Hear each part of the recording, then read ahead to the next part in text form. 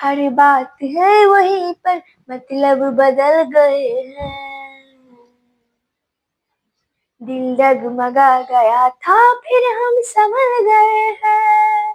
हर बात है वहीं पर मतलब बदल गए हैं।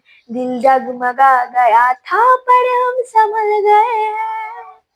ऐसे भी आते हैं दिन जीते हैं लोग लेकिन, ऐसे भी आते हैं दिन जीते हैं लोग लेकिन, होता है और सब कुछ पर जान नहीं होती। हर एक मुस्कुराहट मुस्कान नहीं होती। नमस्कार दोस्तों, स्वागत है आपका हमारे YouTube चैनल पर।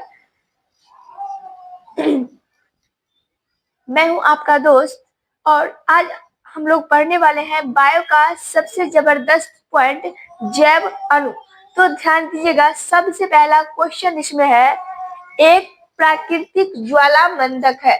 तो एक प्राकृतिक ज्वालामंदक जो है यह क्या है? तो ध्यान दीजिएगा, एक प्राकृतिक ज्वालामंदक क्या है? तो यह ज्वालामंदक जो है यह है डीएनए, यानी डीएनए का फुल फॉर्म क्या हो जाता है? Deoxy ribonucleic acid.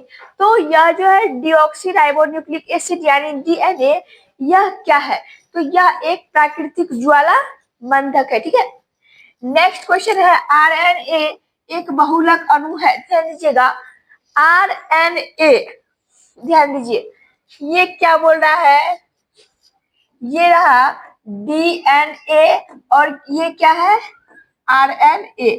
तो आरएनए जो है एक बहुलक अणु है। आरएनए क्या है? बहुलक अणु है और इसका पूर्ण रूप क्या है? तो इसका पूर्ण रूप राइबो न्यूक्लिक एसिड है। क्या है? Ribo nucleic acid. आरएनए का पूर्ण रूप क्या है? Ribo nucleic acid. ठीक है, नेक्स्ट क्वेश्चन है, डीएनए का फुल फॉर्म क्या है? तो ये डीएनए का जो पूर्ण रूप है ये है डीऑक्सी राइबो न्यूक्लिक एसिड। ध्यान दीजिएगा, आरएनए तो राइबो न्यूक्लिक एसिड, डीएनए तो डीऑक्सी राइबो न्यूक्लिक एसिड। ठीक है, नेक्स्ट क्वेश्चन चलते हैं, आनुवंशिकता की बुनियादी इकाई है। ये आनुवंशिकता की बुनियादी इकाई क्या है? तो आनुवंशिकता का जो है बुनियादी इकाई क्या है? तो आनुवंशिकता का बुनियादी इकाई है जीन। क्या है? जीन। नेक्स्ट है, निम्न चीज एक जीन का गठन करती है।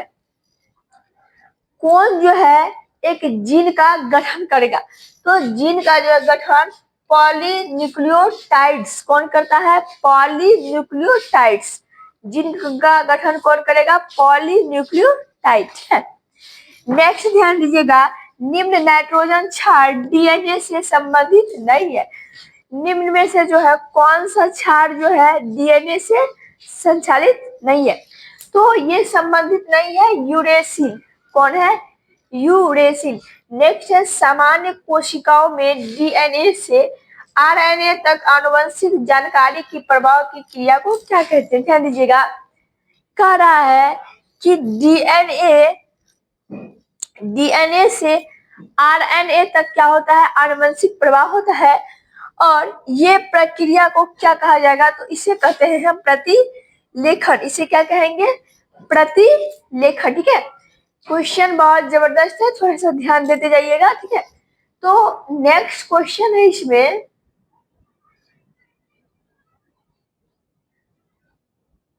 नेक्स्ट क्वेश्चन है, डीएनए को प्रमुख रूप से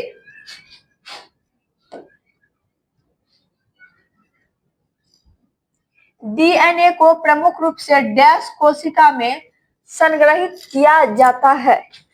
कौन सा कोशिका में जो है यह संग्रहित किया जाएगा? तो ये किया जाएगा नाभिक में। किसमें किया जाएगा? नाभिक में। ठीक है, नेक्स्ट है, नाभिक के अतिरिक्त निम्नलिखित में से किस कोशिकांग में डीएनए उपस्थित होता है?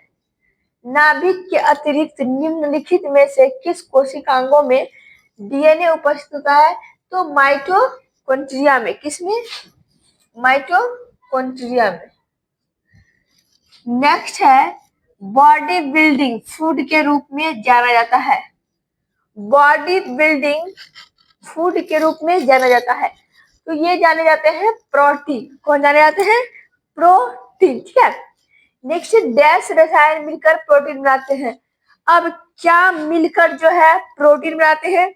तो अमीनो अम्ल जो है रसायन मिलकर क्या बनाते हैं?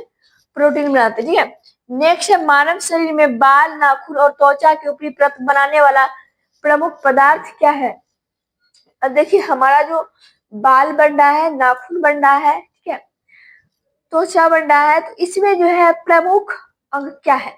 तो प्रमुख पदार्थ है कैरोटीन। क्या है? प्रमुख पदार्थ क्या है इसमें? कैरोटीन। ठीक है। नेक्स्ट क्वेश्चन देखते हैं, निम्न घटकों को अक्सर शरीर का निर्माण खंड कहा जाता है। क्या बोला? निम्न खंडों को, निम्न घटकों को निम्न घटकों को अक्सर शरीर का निर्माण खंड कहा जाता है, जो व्यायाम के बाद मांसपेशियों के ऊतकों को मरम्मत करने और उन्हें मजबूत करने में मदद करने में महत्वपूर्ण भूमिका निभाते हैं। ये हो जाएगा प्रोटीन। क्या हो जाएगा? प्रोटीन। नेक्स्ट है, अमीनो अम्ल को अक्सर डैश के निर्माण खंड के रूप में संदर्भित किया जाता है। इसका आंसर हो जाएगा प्रोटीन। क्या हो जाएगा इसका आंसर? प्रोटीन। नेक्स्ट है, निम्न पोषक तत्व प्रति ग्राम अधिकतम ऊर्जा संग्रहित करता है। इसका आंसर हो जाएगा वसा। क्या हो जाएगा? निम्न पोषक तत्व प्रति ग्राम अधिकतम ऊर्जा संग्रहित करता है, वसा। नेक्स्ट है, किस खाद्य घटक का सकल कैलोरी मान उच्चतम होता है? इसका आंसर हो जाएगा वसा। क्या हो जाएगा इसका आंसर? वसा।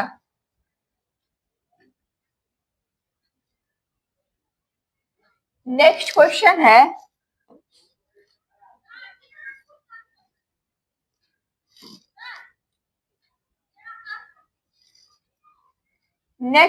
है, किस खाद्य घटक का सकल कैलोरी मान उच्चतम होता है? क्या बोला?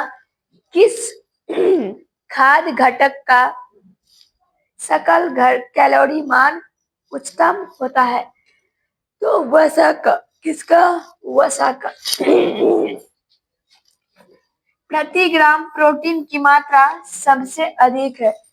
प्रति ग्राम प्रोटीन की मात्रा जो है सबसे अधिक है, तो यह सबसे अधिक होता है सोयाबीन का। किसका होता है?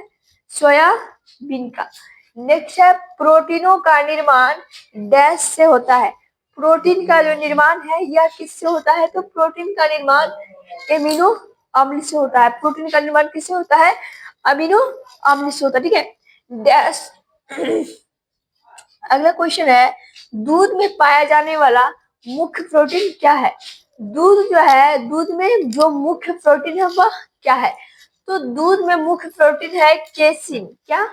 केसिन। नेक्स्ट देखिए क्या है, किसी के आहार में संतृप्त वसा के स्थान पर, किसी के आहार में जो है संतृप्त आहार के स्थान पर असंतृप्त वसा और कार्बोहाइड्रेट का सेवन को जोखिम को कम करता है। ध्यान दीजिएगा, क्या बोला सवाल में? सवाल में बोल रहा है कि किसी के आहार में, मान लीजिए कि हम लोग का आहार है, तो संतृप्त वसा के स्थान पर असंतृप्त वसा और कार्बोहाइड्रेट का सेवन डैश को जोखिम कम करता है।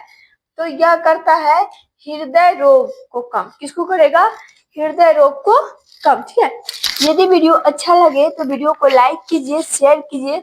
यदि आप चैनल पे नए हैं तो चैनल को सब्सक्राइब करें। धन्यवाद।